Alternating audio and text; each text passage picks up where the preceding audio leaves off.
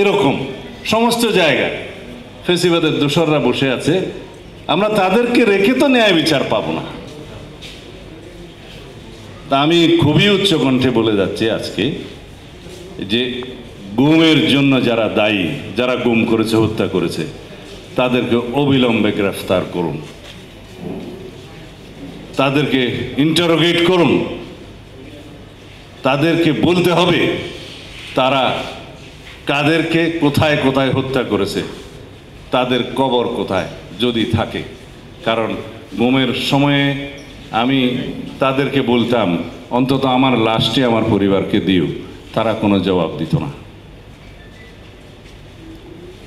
আজকে আমার সহকর্মী ইলিয়াস কোথায়? বেঁচে আছে না হত্যা করা হয়েছে?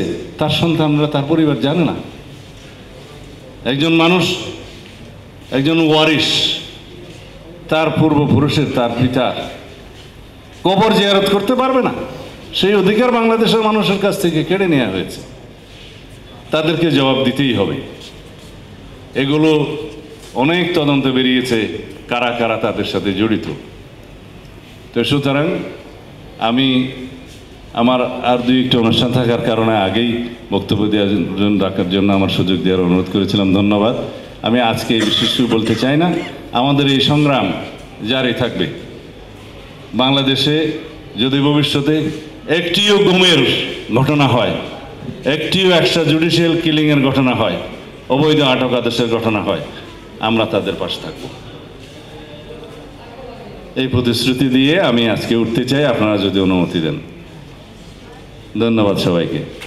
পার্থক্য, তার মধ্যে এমন মীমাংসা যে মীমাংসায় সবাই পার্থক্য সত্ত্বেও একটা ঐক্যের জায়গা থাকতে পারে, একই রাজনৈতিক ব্যবস্থার অংশীদার ভাবতে পারে।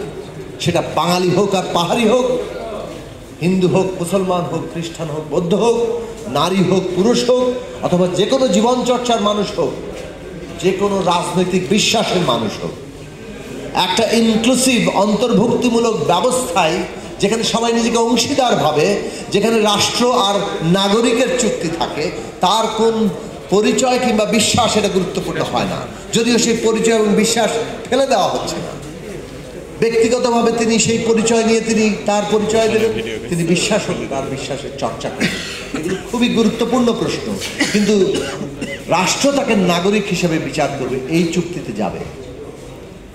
বাংলাদেশের মানুষের সেই সমাধান, সেই মীমাংসার জায়গায় পৌঁছাতে হবে। সেই পৌঁছানোর জন্য প্রতিটি গুমের যথার্থ তদন্ত এবং বিচার দরকার। আমাদের এই শিশুদের প্রশ্নের জবাব দরকার, আমার বাবা কোথায়, আমার পরিচয় কোথায়। এইটা আমাদের ভবিষ্যৎ রাষ্ট্র নির্মাণের ভিত্তি। এই জন্য বারবার আমরা এই কথাটি বলার চেষ্টা করছি, ন্যায় বিচার হবে আমাদের নতুন বাংলাদেশের যাত্রার অন্যতম ভিত্তি। এই ন্যায় বিচার তৈরি করা দরকার, যাতে বাংলাদেশে আর কোনো শিশুকে এইভাবে তার পিতার জন্য, তার মাতার জন্য কাঁদতে না হয়। সেইটার জন্য আমরা ঐক্যবদ্ধ থাকব, সেই আশা রাখি, এবং সত্যি সত্যি আমরা একটা নতুন রাষ্ট্র নির্মাণের দিকে যেতে পারব, যার ভিত্তি হবে একটা গণতান্ত্রিক সংবিধান, যার ভিত্তি হবে নাগরিকের, প্রত্যেক নাগরিকের বেঁচে থাকার অধিকার, অলঙ্ঘনীয় অধিকার।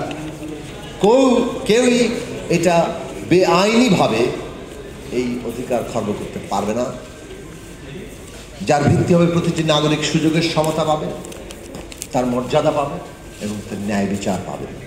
এইটুকু ভিত্তির উপরে রাষ্ট্র নির্মাণের যে যাত্রা, তাতে মায়ের ডাক নিজেদের যে অত্যাচারের কাহিনী নিয়ে, যে শক্তি নিয়ে দাঁড়িয়েছে আজকের বাংলাদেশে, এই শক্তি আরও প্রসারিত হবে এই আশা রাখি, এবং এই সংগঠনের সাথে শুরু থেকে থাকার চেষ্টা করেছি, এবং আগামী দিনেও এই যাত্রায় আমরা আমাদের সবসময় থাকবো এই অঙ্গীকার করে।